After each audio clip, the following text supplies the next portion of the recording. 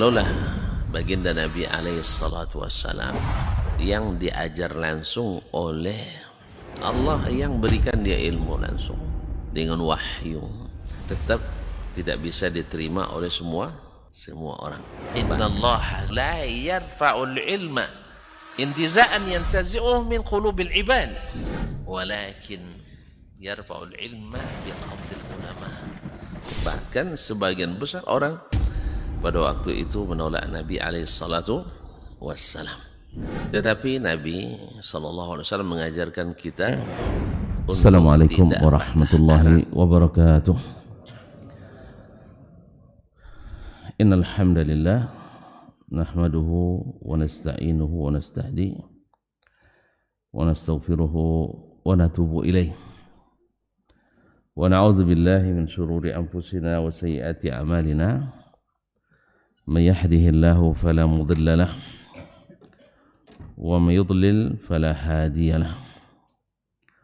Asyhadu an la ilaha illallah wahdahu la syarika lahu wa asyhadu anna Muhammadan abduhu wa rasuluh la nabiyya wa la rasula ba'dah. Ya ayyuhalladzina amanu taqullaha haqqa tuqatih wa la tamutunna illa wa antum muslimun. Ya ayyuhan nas ittaqu rabbakum alladhi khalaqakum min nafsin wahidah wa khalaqa minha zawjaha wa batha minhuma rijalan katsiran wa nisaa'a wattaqullaha alladhi tasaaluna bihi wal arham innallaha kana 'alaykum raqiba. Ya ayyuhalladzina amanu ittaqullaha wa qulu qawlan sadida yuslih lakum a'malakum wa yaghfir lakum dhunubakum wa man yuti'illaha wa rasulahu faqad faza fawzan 'azima. Amma ba'du, fa inna asdaqal hadithi kitabullah wa khairal hadyi hadyu Muhammadin sallallahu alaihi wasallam wa syarrul umuri muhdatsatuha wa kullu muhdatsatin bid'ah wa kullu bid'atin dhalalah. Ma'asyiral muslimin, ma'asyiral muslimat, al-musyahidin, al-hadirin wal hadirat, wal musyahidin wal musyahidat, bal wal mustami'in wal mustami'at. Bapak dan ibu-ibu, saudara-saudara dan saudari, para alim ulama, seperti pandai tokoh adat, tokoh masyarakat, hadirin hadirat yang hadir di Masjid Zaid bin Thabit radhiyallahu anhu Pekanbaru, ataupun yang mendengarkan serta menyaksikan melalui media dimanapun berada. Dengan izin Allah Subhanahu wa ta'ala, dengan taufik, rahmat dan karunia-Nya, alhamdulillah kita kembali tanpa cuti ya. Nah, cuti hari raya. Taqabbalallahu minna wa minkum wa kullu amin wa antum bikhair. Kita melanjutkan, diizinkan Allah melanjutkan mengaji kitab Imam Asy-Syafi'i rahimahullah, yaitu kitab Ar-Risalah. Kepadanya kita memohon mudah-mudahan yang telah berlalu dari hari-hari yang kita lalui Allah simpan rapi dalam catatan amal soleh kita, dan semoga yang sekarang dan yang akan datang Allah tambah keikhlasan kita, Allah tambah ilmu dan naikkan keimanan kita. Amin ya rabbal alamin. Bapak dan ibu kaum muslimin dan muslimat yang dirahmati Allah, mudah-mudahan majelis ini juga majelis yang senantiasa meriah dengan meriah, boleh nak bahasanya, senantiasa penuh dengan ucapan salawat dan salam kepada baginda Nabi sallallahu alaihi wasallam, karena memang itulah yang memeriahkan ya majelis-majelis kita, menggembirakan dan menyenangkan, karena hasilnya luar biasa. Sekali kita ucap salawat dan salam pada Nabi, maka Allah balas 10 kali. Rugi kita, bakhil kita kalau tidak mengucapkan salawat dan salam kepadanya. Oleh itu kaum muslimin dan muslimat banyak-banyaklah mengucapkan salawat dan salam kepadanya, baik ketika namanya tersebut atau sekalipun namanya tidak tersebut. Kaum muslimin, kaum muslimat yang dirahmati Allah Subhanahu wa taala, tema yang diangkat atau yang dibicarakan oleh imam pada hari ini tema yang sangat besar. Siap-siap aja lah, lama-lama kita di sini sedikit. Karena ini mengundang perdebatan yang tak berkesudahan. Bukan imam yang, beliau justru menetralisir orang-orang dari kalangan kaum muslimin, bahkan terlibat di kalangan di antaranya para ulama-ulama besar, khususnya ahlur ra'i, ahlu ar-ra'i, yaitu orang-orang yang berpatokan atau cenderung menggunakan teori daripada aplikasi. Kan kalangan akademisi ini kan ada yang teoritis, ada yang kaum aplikatif, ada yang berteori mantap, tapi kalau di lapangan tidak nampak keahliannya. Artinya seperti ada orang pengamat politik, tapi pas dia berpolitik dipolitisir orang. Jadi kan secara teori ahli sampai ke level tertinggi, profesor, doktor, dan dapat gelar pengamat politik internasional. Tapi pas dia masuk ke dunia politik, di lokalnya tidak lulus. Sahih tidak? Sama di semua bidang ilmu. Semua bidang. Jadi oleh sebab itu, ketika ahlur ra'i masuk dalam pembahasan ini, maka di antara mereka ada yang secara teoritis berlebihan, padahal sebenarnya keadaannya tidak seperti yang mereka bayangkan. Apa itu? Sudah saya sebutkan di pekan yang lalu tentang khabarul wahid, tentang hadis ahad. Kayaknya masih bingung apa hadis ahad ini. Itu bahasa dijelaskan. Itu maka saya bilang siap untuk berlama-lama sikit. Kaum muslimin dan muslimat dirahmati Allah. Pertama kita mulai dari hadis. Hadis Nabi alaihi salatu wassalam secara definitif para ulama berbeda dalam mendefinisikannya, tergantung latar belakang keilmuan yang dimilikinya. Tetapi karena dia masalahnya masalah hadis, tentu dikembalikan kepada ahli hadis. Biasanya mereka yang lebih lengkap tentang definisi al-hadis. Sampai-sampai kepada istilah ahli hadis pun juga akhirnya juga harus dijelaskan secara spesifik. Sebab ada yang ahli hadis dimaknai dengan pakar hadis, padahal dia bukan ahlinya hadis. Seperti kata Imam Ibn Rajab, kalau dulu disebut di masa-masa dulu as-salaf disebut ahli hadis, akan ada sedikit pergeseran makna kalau dibilang sekarang ahli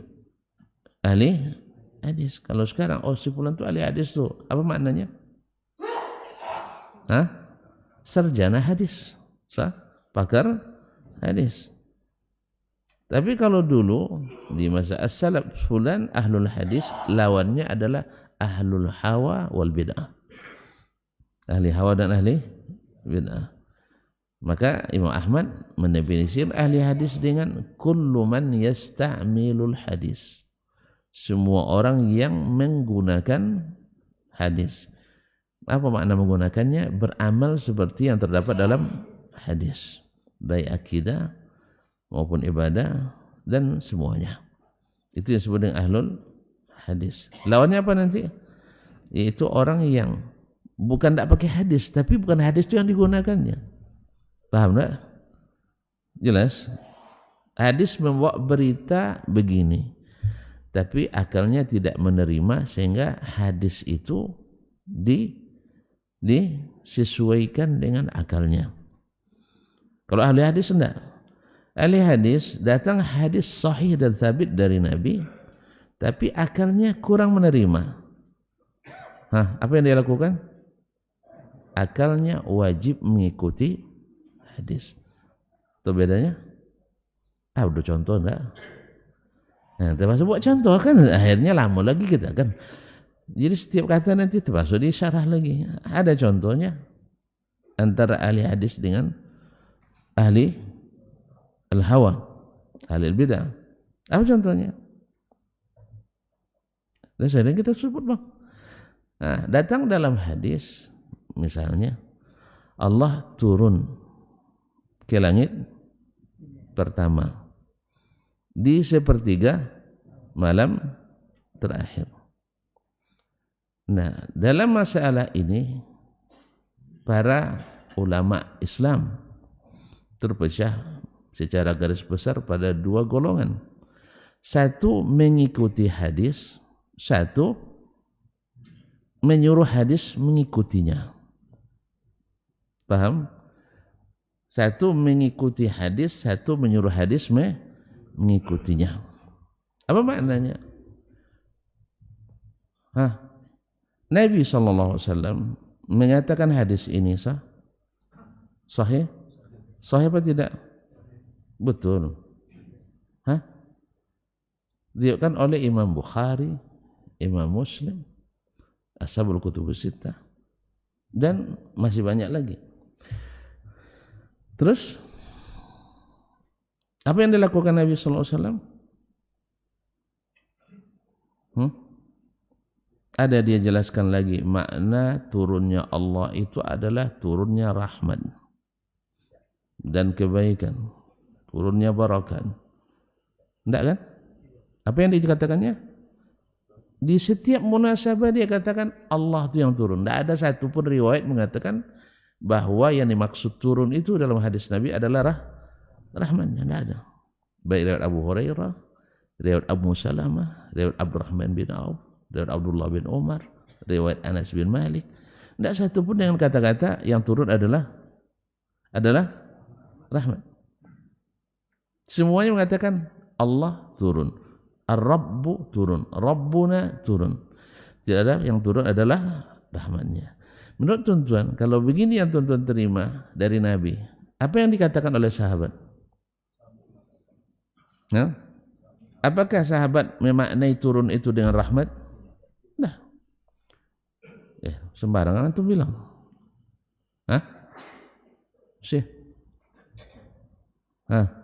Gimana antum membuktikan bahwa sahabat tidak menafsirkannya dengan rahmat? Memang antum ketemu dengan sahabat?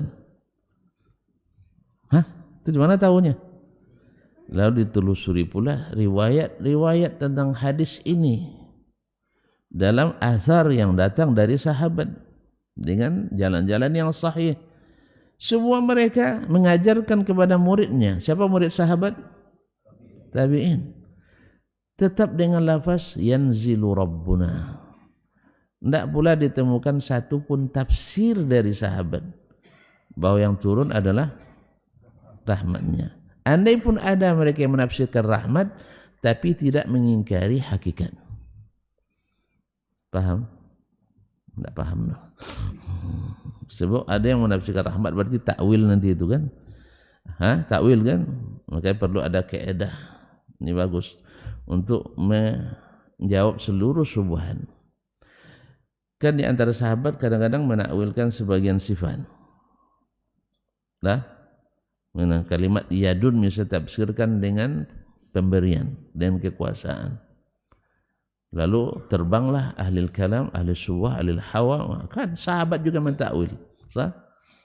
Kalian aja bilang tidak ada mentakwil. Kita katakan. Ya, kita katakan jelas ya. Apa? Ta'wilu as-sifat bilawazimiha atau bilazimiha ma'al iqrar bi asliha tafsirun bayan. Bahwa menakwilkan makna suatu sifat dengan lawazimnya, dengan konsekuensi sifat itu.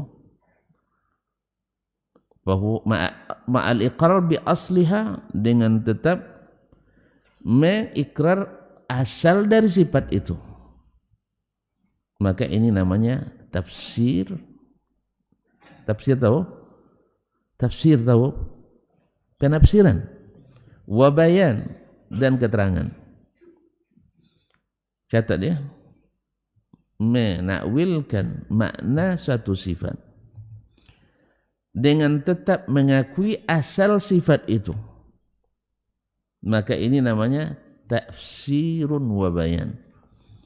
Adalah penafsiran dan penjelasan. Karena salah satu makna takwil dalam bahasa adalah menafsirkan. Makanya Imam Abu Ja'far Tabari menulis kitabnya Fi Ta'wili Ayil Quran. Maksudnya penafsiran ayat Quran. Apa bedanya dengan Ahlul Kalam, Al-Asy'ariyah wal Maturidiyah dan sejenisnya? Mereka menakwilkan makna sifat tapi tidak mengakui asal sifat itu. Udah paham? Kalau tengah angguk-angguk ragu. Angguk ragu. Apa bedanya? Sekarang datang kalimat di antara sifat Allah adalah yadun. Tangan. Apa konsekuensinya yang punya tangan? Makna yang terkandung dalam kalimat tangan. Wih, kalau orang baga, apa sebutnya?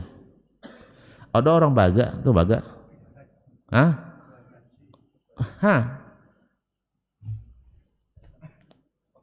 Hah? Besar pangkal lengannya. Jadi orang bertangan, orang yang berkuasa, berkuat. Itu salah satu makna dari kalimat yang tersirat dalam yadun. Kalau sempat orang bersaing dapat patah tangannya, kurang tak kekuatannya? Kurang kekuatannya? Jelas? Baik. Kalau orang tangannya lengkap, bisa memberi, sah? Kalau tidak punya tangan, ya diberi. Subhanallah, kaum muslimin dulu kalau musim haji itu puluhan ribu orang yang cacat-cacat tangan pontong itu disuruh pergi haji. Ada pula perusahaan yang mengirimnya itu. Tentu tidak tahu. Makanya ketika Saudi melarang itu karena memang sudah penelitian berpuluh tahun itu. Jadi ada yang mengambil keuntungan dari situ. Tidak paham ya. Makanya jangan ikut-ikut mengkritisi keputusan orang yang antum tidak tahu tentang masalahnya. Sahih? Jadi kaum muslimin dan muslimat dirahmatillah. Kalau ada pontong tangannya masih berkuasa? Hah? Jadi salah satu dari makna konsekuensi dari punya tangan adalah kuat, berkuasa, sah, dan bisa memberi, bisa berbuat. Maka kaum muslimin Ahlus Sunnah juga menafsirkan di antara sifat Allah adalah berkuasa. Artinya kalimat yadun dalam bahasa, dalam hadis dan Quran juga ditafsirkan oleh sebagian ulama dengan mana kekuasaan atau kekuatan. Tapi apakah Ahlus Sunnah mengingkari Allah punya tangan? Tidak. Itu kaidah pertama tadi. Paham? Menafsirkan, menakwilkan makna suatu sifat, tapi tetap mengakui asal sifat itu. Apa asal sifatnya? Tangan. Itu namanya tafsir, bukan takwil. Namanya tafsirun wa bayan. Dan ini mahmud, dan ini terpuji, tidak ada salah. Secara bahasa boleh, secara syar'i juga ada. Itulah takwil yang dilakukan oleh para as-salaf. Paham? Seperti mereka menafsirkan kalimat wajhullah dengan mana kiblat. Sah? Ketika Ibn Abbas menafsirkan fa aynama tuwallu fa thamma wajhullah, kemanapun kamu hadap di situ wajah Allah. Ibn Abbas menafsirkan dengan kiblat. Paham? Baik. apakah dengan itu serta-merta Ibnu Abbas mengingkari sifat wajah? Tidak. Tetapi ahlul kalam al-Asy'ariyah wal Maturidiyah ketika menakwilkan kalimat wajah dengan kiblat, mereka mengakui tidak Allah punya wajah? Tidak. Itu bedanya. Itu bedanya antara ahlus sunnah dengan ahlul hawa, ahlul bidah.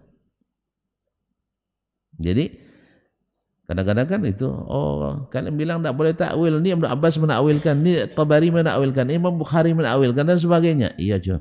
Tapi takwil mereka tafsirun wa bayan. Takwil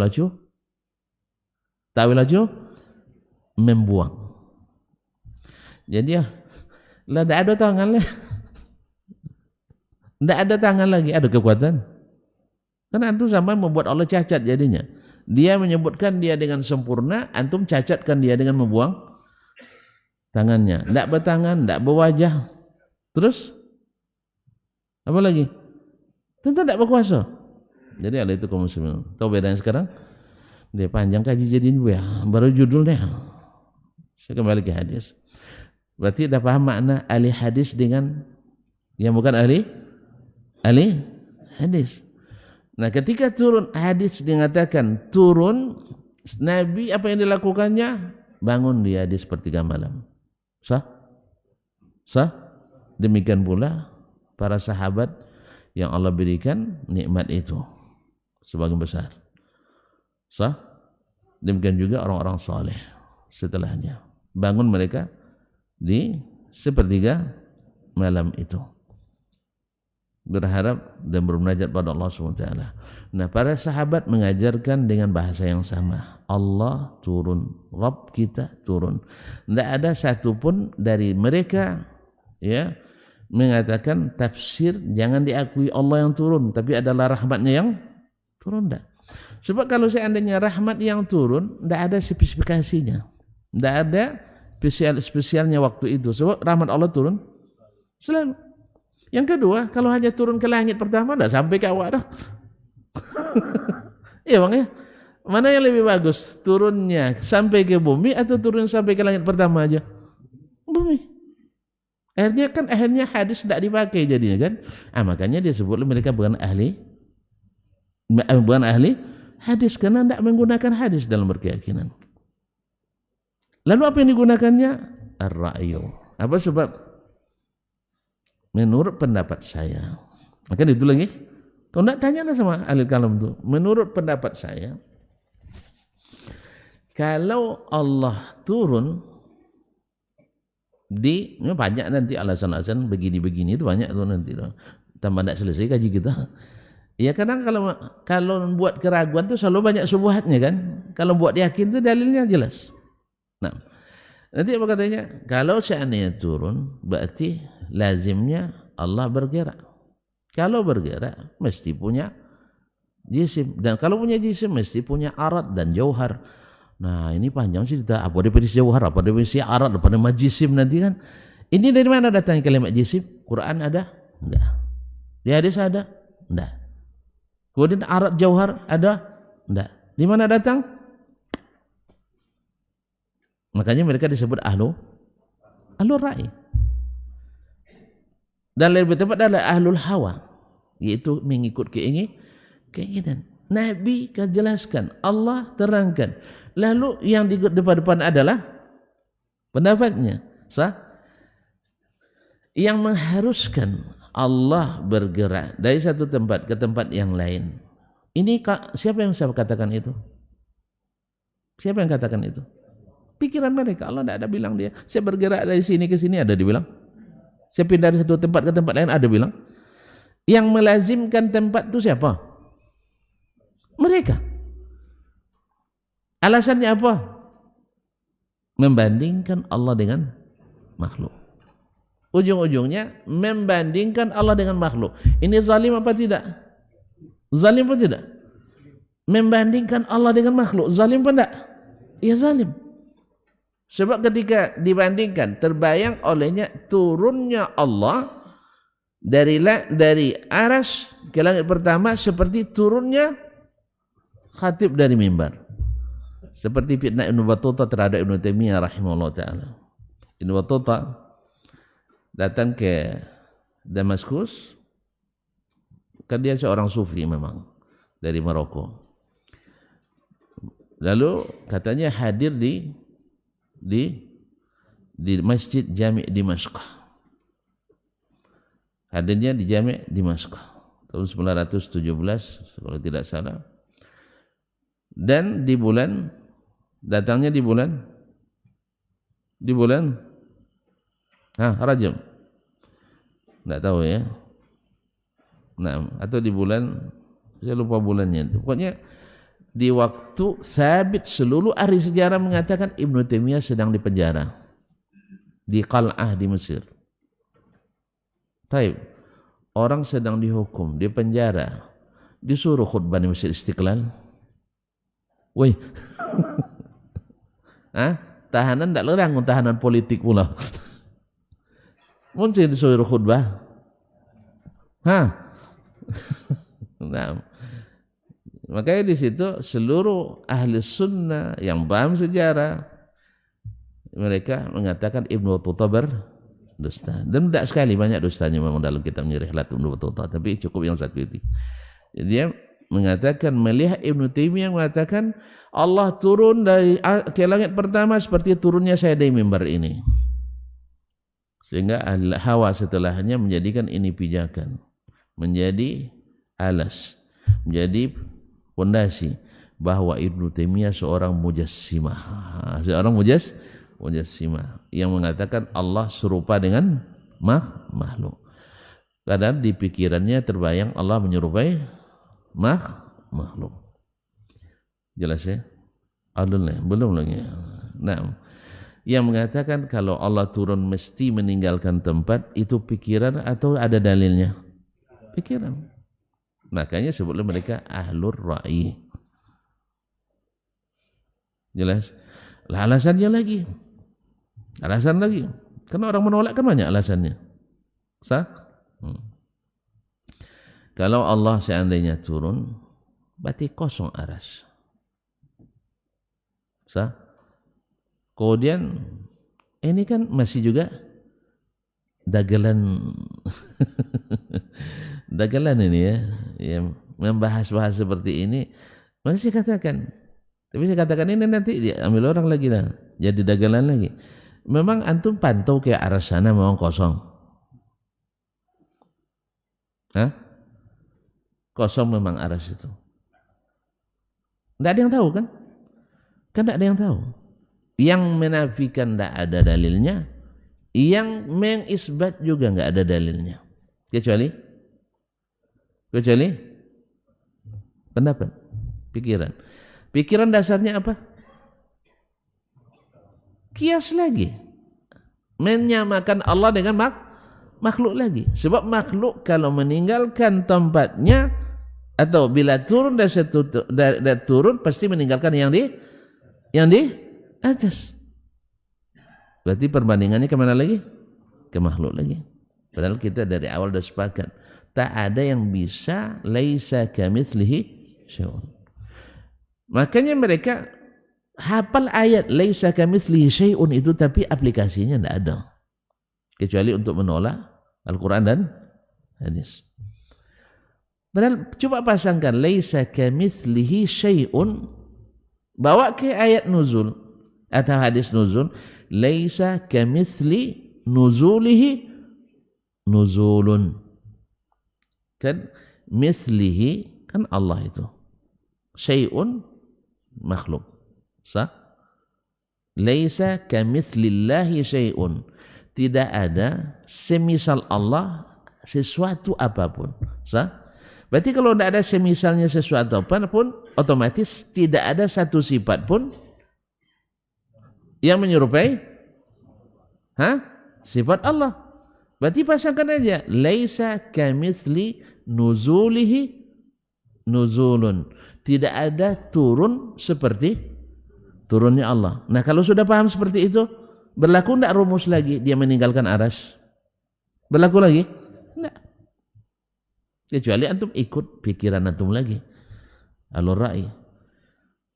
Nah, pasangkanlah ayat atau hadis tentang yadun, tangan. Laisa kamitsli yadihi yadun. Tidak ada tangan yang semisal tangan Allah. Nah, kalau sudah begitu, perlu lagi antum bandingkan bahwa kalau punya tangan mesti punya jariha, mesti punya anggota tubuh. Sah? Yang mengatakan mesti punya anggota tubuh, kemana mainnya? Ke pikiran, ke membandingkan Allah dengan makhluk lagi. Jelas? Ada lagi wajah Allah. Orang-orang beriman nanti akan menikmati memandang wajah Allah. Lalu datang pikiran syaitan lagi. Dia bilang kalau punya wajah berarti sama dengan makhluk. Oleh sebab itu buang saja wajah. Lalu apa maknanya? Kiblat. Semua kiblat aja. Nah, lalu kita katakan pasangkan laisa kamitslihi syai'un, laisa kamitsli wajhun. Tidak ada wajah yang semisal wajah Allah SWT. Sebab nanti kalau punya wajah berarti terbayang togak dah semua kan. Jadi yang paling atas wajah dan sebagainya. Antum sudah musyabbih dengan itu. Setelah itu jadi mu'attil. Ya setelah takut masuk ke tasbih, habis itu ketakutan, lari pula ke lari dari harimau masuk ke mulut buaya, lari daripada habaib masuk ke mama kufuran. Allah musta'an. Jadi dari makanya beginilah kenapa Ahlus Sunnah itu dari sejak zaman Nabi sampai hari ini tidak berbeda mereka. Imamnya tetap satu. Jadi tidak perlu kalau ke India imamnya mesti Hanafi. Ke Asia Tenggara mesti Syafi'i. Nanti pergi Afrika mesti Maliki. Taib. Nanti pergi Amerika Paman Sam nanti imamnya. Umat Ahlus Sunnah wal Jamaah dimanapun berada imamnya tetap satu. Kita tidak dipisah-pisah dengan pemahaman aliran-aliran. Kita harus satu, tidak dipisah dengan batas bilateral, batas internasional, tidak ada batasnya. Semua umat Islam hanya satu. Wa kadzalika ja'alnakum ummatan wasatan. Wa inna ummatakum ummatun wahidah. Kita umat yang satu. Jadi jangan dipisah-pisah. Kalau Ahlus Sunnah di Indonesia mesti begini, Ahlus Sunnah berarti definisi Ahlus Sunnah ini sangat parsial jadinya. Padahal di Ahlus Sunnah itu istilah yang general. Dimanapun mereka berada tetap sama. Karena alasannya adalah sunnah. Tapi ketika yang jadi patokannya aliran, apalagi kalau ormas, itu bahaya gitu. Nanti di sini aja nanti Ahlus Sunnah macam-macam tuh. Yang Muhammadiyah bilang ya Ahlus Sunnah itu kami, yang NU klaim kami yang ahli sunnah. Semua yang tidak NU tidak masuk surga. Nah, sampai-sampai ada yang jadi dagelannya kalau nanti ditanya marrabbuk man nabiyyuk wa madinuk, oleh Munkar Nakir bilang saya mengikut Hasyim Asy'ari. Aman tuh. Subhanallah. Nah, yang parah lagi nih yang ngoceh-ngoceh ini kan, dia bisa menyetop Munkar dan Nakir ini tidak perlu ditanya, ini jamaah saya ini. Tentu senang lah orang nak ikut. Lalu ceritakan bagaimana Munkar dan Nakir, percaya juga dengan hadis, tapi pas di bab ini aja menyiksa, akhirnya dia usahakan untuk menjalin hubungan.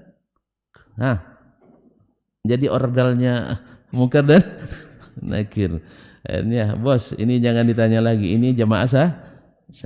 Dengar demikian orang awam, masya Allah bayar berapa aja mau dia itu. Walaupun profesor doktor, tapi ilmu agamanya awam. Ya, mohon maaf. Dia profesor doktor di bidang yang lain, tapi di agama nol.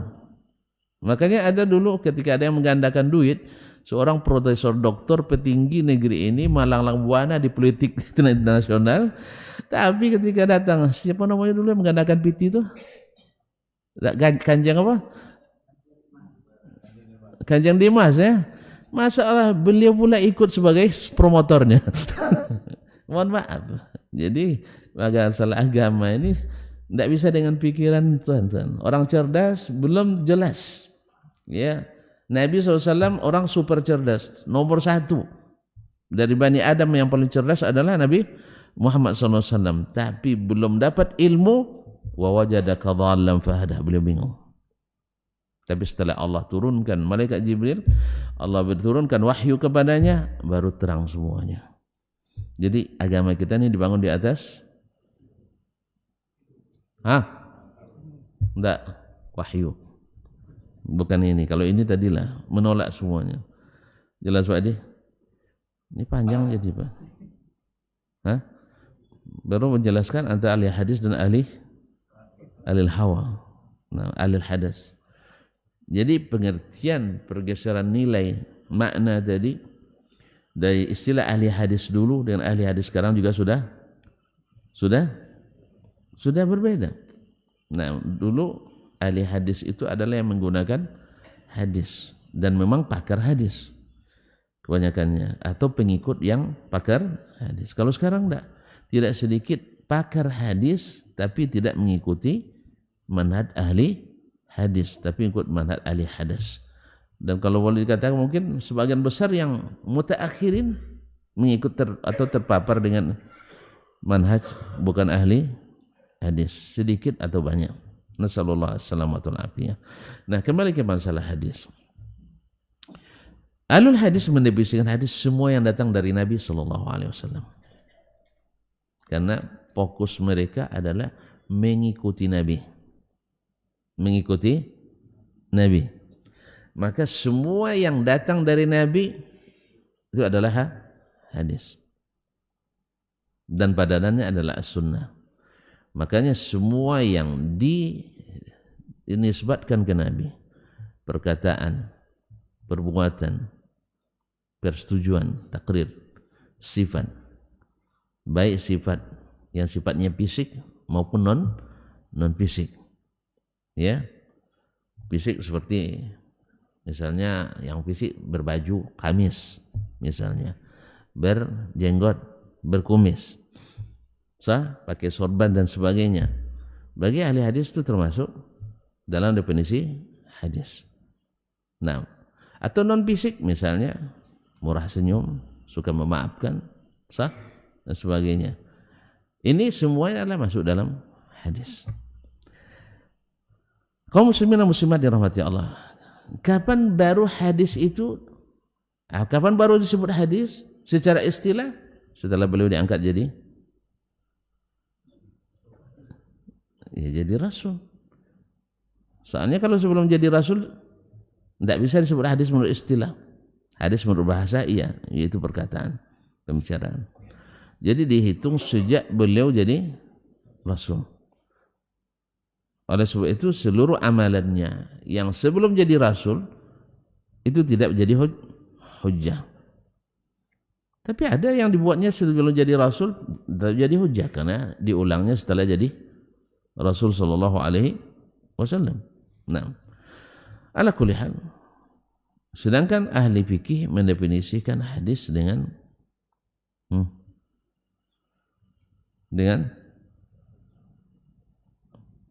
yang mengandung hukum di dalamnya. Karena fokus mereka adalah mencari hukum. Kemudian ahli usul fikih mendefinisikan dengan dasar-dasar hukum. Jadi kalau ahli fikih yang isinya produk hukum di dalamnya. Sedangkan ahli usul fikih yang menjadi landasan hukum. Berarti hadis-hadis tentang ya tadi saya katakan sifat Nabi, syama'ilnya bagi mereka tidak dimasukkan golongan hadis atau sunnah. Karena tidak mengandung hukum legal formal. Jadi mereka fokus ke ayat-ayat atau hadis-hadis tentang hukum. Sedangkan ahli akidah mengatakan as-sunnah itu maknanya adalah semua yang berkaitan dengan keyakinan. Fulanun ala sunnah. Fulan itu di atas sunnah, maknanya adalah akidahnya akidah ahli sunnah. Taib. Nah, dari sini kaum muslim dan muslimat dan mata Allah yang lebih general dari semua definisi itu adalah definisi ahli hadis. Karena apa? Ahli hadis pendekatannya adalah bagaimana mengajak umat ini kepada mengikuti Nabi SAW. Kenapa? Karena Allah menjadikan Imam Syafi'i dalam bahasan-bahasan jauh sebelum ini dulu menjadikan bahwa mengikut Nabi itu hukumnya adalah wajib. Dan taat kepada Nabi adalah mutlak. Sah? Ini hukum asalnya. Maka dalam beberapa bab atau beberapa pembahasan sebelum ini kan Imam Syafi'i menyebutkan bahwa melanggar larangan Nabi sah atau meninggalkan perintah Nabi, maka orang tersebut dihukum lupa lagi, dihukum maksiat kepada Nabi, sah, dihukum tidak patuh pada Nabi. Nanti ahli fikih debat kita itu, iya memang akan debat kita. Seperti dia, muridnya juga waktu itu bilang, ini kok dihitung maksiat juga ya Abu Abdullah, ya Imam. Padahal ini tidak wajib, atau ini tidak haram. Sah? Sahih? Memangnya berdosa dia? Maka beliau jawab, lupa jawabannya kemarin, bahwa maksiat itu bertingkat, tidak satu tingkatan. Ada maksiat yang masuk dalam bab dosa besar, sah? Ada maksiat dalam bentuk dosa kecil. Ada maksiat yang sifatnya tidak diberikan dosa, tetapi tidak dicintai, sah? Kan sudah sering kita sebutkan, istri kita 3, misal. Sah? Yang satu Masya Allah setiap berangkat diantar, Pak, tampilannya Masya Allah tidak kalah dengan yang tampil di kantor yang akan kita temui. Sah? Jadi menjelang pergi dah nampak gambar yang terekam di sini ya, pokoknya gambar lain itu hilang semuanya. Sah? Menarik sekali. Pulang juga seperti itu. Tanpa ditelepon pun dia dah hafal jam pulangnya. Dah siap dia. Sah? Ini wajib apa enggak? Wajib nih. Itu wajib kan ya? Enggak wajib kan? Ini babnya aksesoris. Tapi kebanyakan kita sebenarnya suka. Karena aksesoris itu memang enggak wajib tapi mahal. Betul? Coba rumah yang wajib itu kan pondasi, dinding, sah, bata. Tapi yang mahal aksesorisnya. Mobil juga kayak gitu. Yang paling pas itu kan sasisnya, tidak ada sasis bisa jalan kan. Tapi yang mahal rubah aksesoris tambah mahal, tambah enak dipandang, sah? Jelas? Hafal ini baik-baik. Yang kedua, kadang-kadang sekali-sekali ada juga diantar, sekali-sekali ada, berkali-kali tidak. Ya dari telepon pun pulang, misalnya bagi yang panggil mama ya, Mi yang panggil Umi, atau Dek yang panggil adek, sayang dan sebagainya. Abang dalam waktu setengah jam pulang, iyalah. Kadang-kadang disambut, kadang-kadang Assalamualaikum, tidak ada terdengar suara. Di mana? Masih di belakang rumah.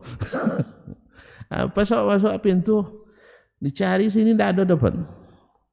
Terakhir baru nampak masih pakai masker topung tuh. Taib. Yang seperti ini dengan yang pertama, gimana kira-kira? Woi, mana yang antum senangi? Yang pertama, wajib. Enggak. Artinya kalau dia tidak lakukan antum hukum, dihukum enggak? Masuk catatan saldo dosa? Enggak juga. Paham maksudnya? Belum juga. Ini yang dimaksud oleh Imam Syafi'i rahimahullah ta'ala. Jadi orang disuruh Nabi, tapi perintahnya tidak wajib. atau larangannya tidak haram, yang konsisten dengan mengikut Nabi dalam segala hal, dilarang ditinggalkan, disuruh dia buat, dengan yang kadang-kadang dilaksanakan, kadang-kadang tidak, mana yang lebih dicintai Allah? Mana yang dicintai Allah? Sekalipun dia tidak berdosa. Sebab apa? Yang melaksanakan sunat saldonya naik. Sah?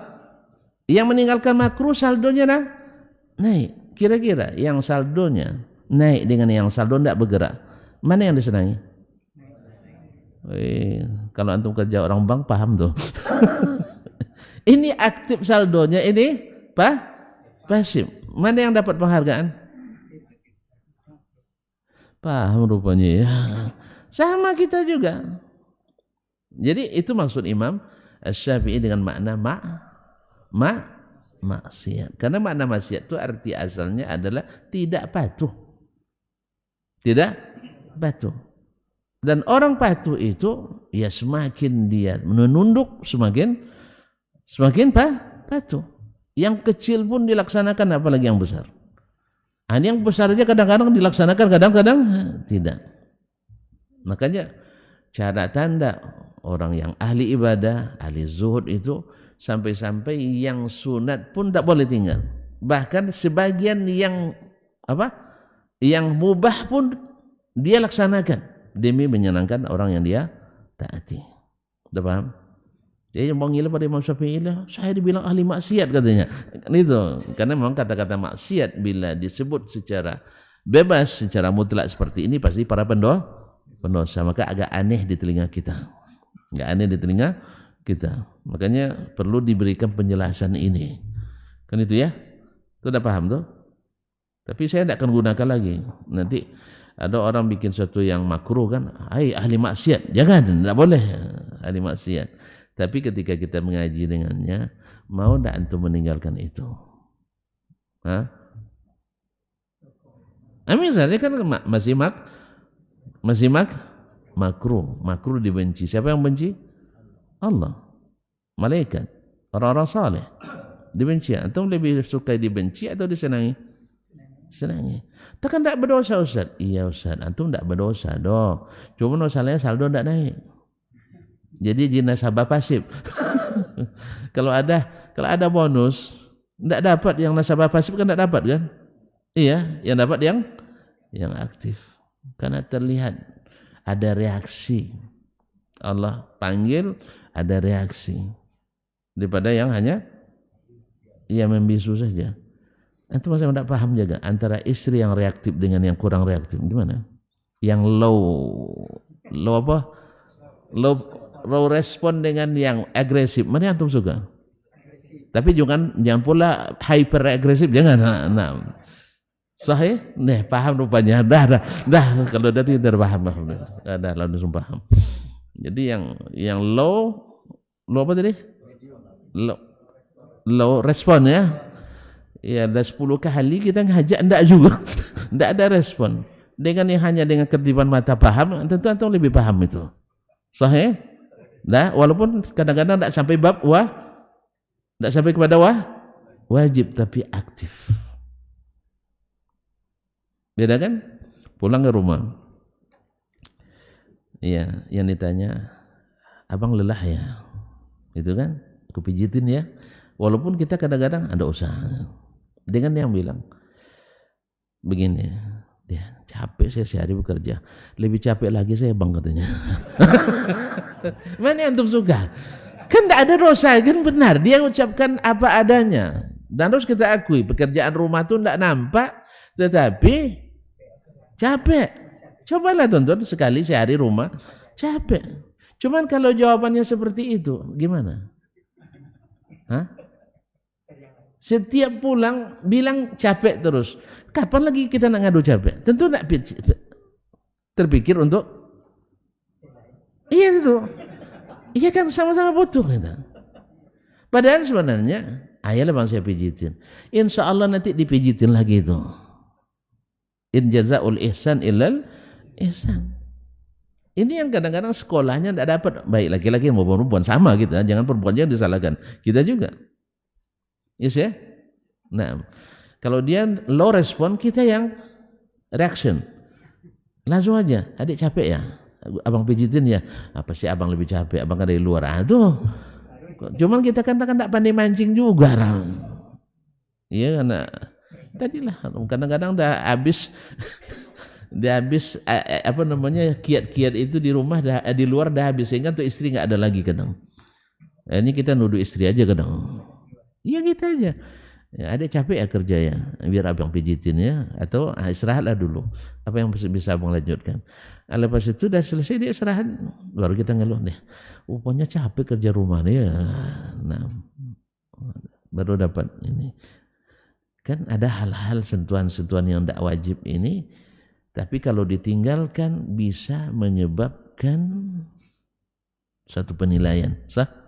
Ada penilaian. Ini itu yang dimaksud oleh Imam Asy-Syafi'i rahimahullah ta'ala.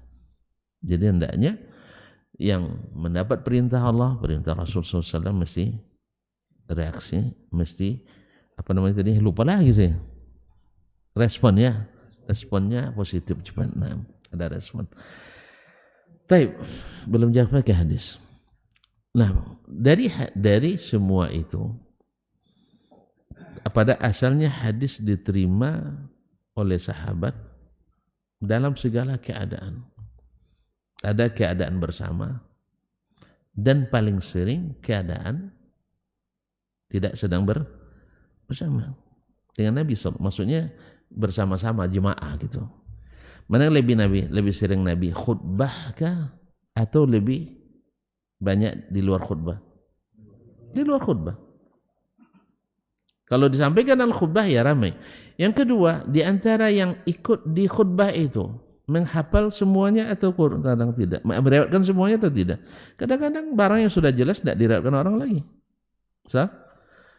Tetapi takkan satu pun yang tidak meriwayatkan. Maksudnya tidak akan mungkin semuanya tidak meriwayatkan. Pasti ada yang meriwayatkan. Paham? Ini sekarang ini kita ngaji nih. Ya, semua kita tidak meriwayatkan apa yang kita kaji hari ini. Tapi mesti ada di antara kita yang akan meriwayatkannya. Pasti ada. Demikian juga di zaman Nabi alaihissalatu wassalam. Sehingga terbagilah hadis Nabi yang menurut pembagian dan klasifikasi ilmiah mustalah hadis kepada hadis yang diriwayatkan orang ramai dan diriwayatkan oleh individu-individu. Yang diriwayatkan oleh orang ramai karena sahabat semuanya udul. Sebab mereka tak ada yang pandai berdusta. Kalau berdasar dari psikologisnya orang Arab di masa jahiliyah saja, antum masih ingat moto orang Arab itu apa? The time is money. Apa? Wih, itu metode orang Barat kan? The time is money. Makanya kalau metode Barat ini kita ikuti, semuanya harus dengan uang. Sah? Sahih? Kalian mau bantuan? Mau bantuan? Pokoknya itu tambak emas itu kami yang kelola. Kontraknya berapa? Minimal 40 tahun. Ini dibantunya kita $1 miliar. Nanti dia kurasnya kita ribuan triliun. Sah? Tidak cair nampaknya. Ustaz dah bicara politik, itu tidak senang ya? Tidak politik, ini kenyataan. Ya, bukan masalah politik ini. Asal Barat beri bantuan mesti ada hitung-hitung. The time is money. Tapi beda dengan orang Arab. Orang Arab itu al-waktu kasif, waktu seperti pedang. Orang pemberani. Orang pemberani tak pernah atau hampir tak pernah bohong. Sebab di saat dia tertuduh pun dia mengaku. Di saat bersalah pun dia ngaku. Orang yang payah itu kan waktu bersalah ngaku kan. Kalau ketika berhasil, ya ikhwan ya, antum udah ngantuk ya. Udah paham? Kalau udah paham saya stop aja. Nah, mana yang lebih susah mengakui benar atau mengakui salah? Subhanallah. Kalau ada proyek, ini tepat sepanjang jadi ceritanya. Ada proyek gagal dan ada proyek sukses. Mana yang banyak mengaku sukses atau mengaku gagal? Tanyalah Pak Presiden. Tanyalah Pak Gubernur. Pasti lebih senang ngaku sukses. Jangan coba-coba bilang gagal. Nah, jadi mengakui kebenaran, mengklaim benar lebih mudah daripada mengaku salah. Nah, orang Arab dari dulu salah pun mereka ngaku. Kamu yang bunuh anak saya, ya. Memangnya mau apa? Duel? Ayo. Nah, cuman mereka di samping itu punya pula hal-hal yang membatasi, itu bulan-bulan haram mereka hormati. Di tanah haram mereka hormati. Makanya masuk Makkah waktu itu nampak pembunuh ayahnya sedang tawaf, bawa pedang dia tidak akan dia ganggunya. Sebab apa? Ada tanah haram. Kalau kita aja yang hari ini di tanah haram pun senam-senam pagi. Allah musta'an. Jadi orang jahiliyah dulu dihormatinya. Kalau kita Masya Allah umat Islam tidak menghormati tanah haram. Masya Allah salamatu alaihi. Jadi kayaknya jahilannya kita lebih bahaya bagi. Nah, kaum muslimin dan muslimat dirahmati Allah.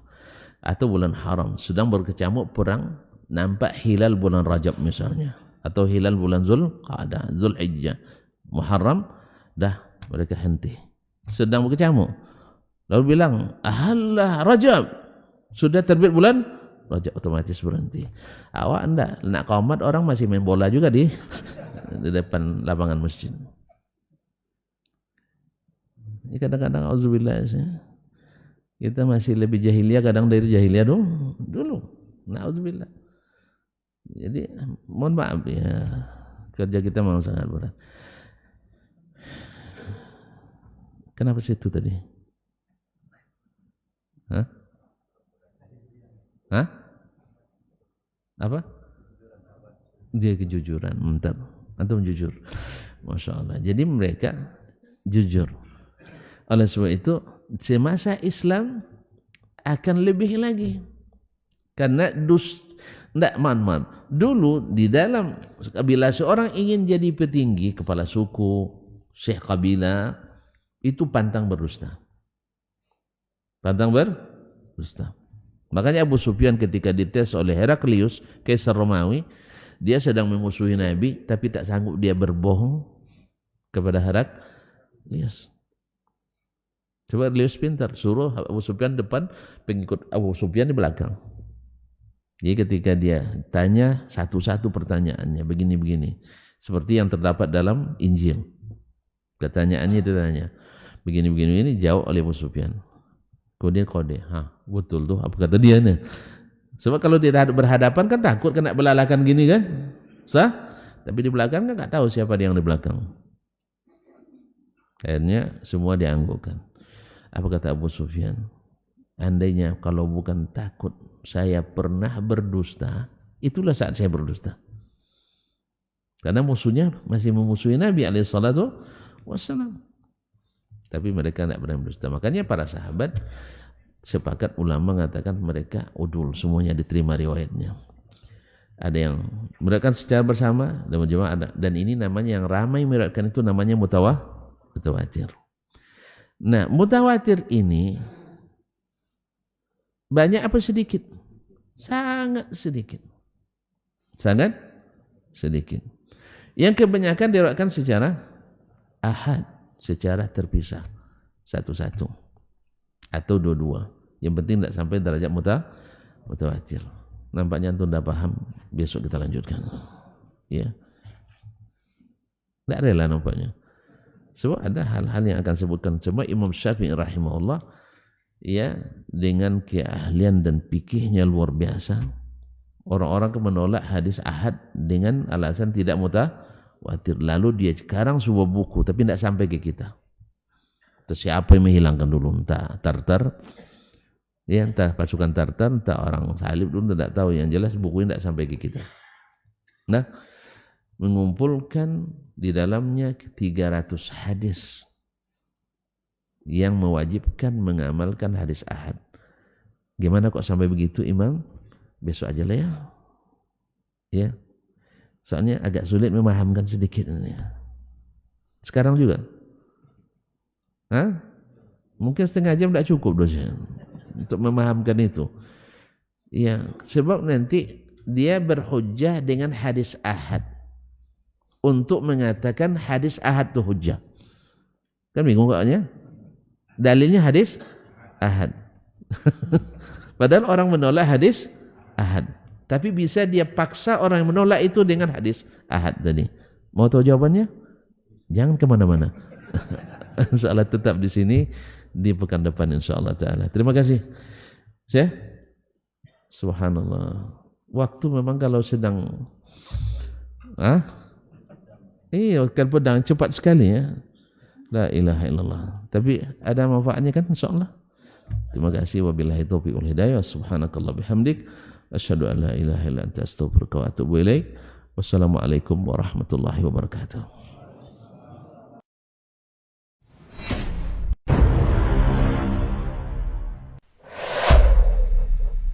Dunia dan seisinya ini bagi Allah tak sama nilainya dengan sebelah sayap lalat. Barang siapa yang beramal untuk akhiratnya, Allah akan cukupkan baginya urusan dunia. Sayati zamanun 'alan nasi as-sabiru fihim qalqabit al-jamarah. Akan ada satu masa di akhir zaman yang berpegang teguh dengan agamanya seperti orang yang sedang memegang bara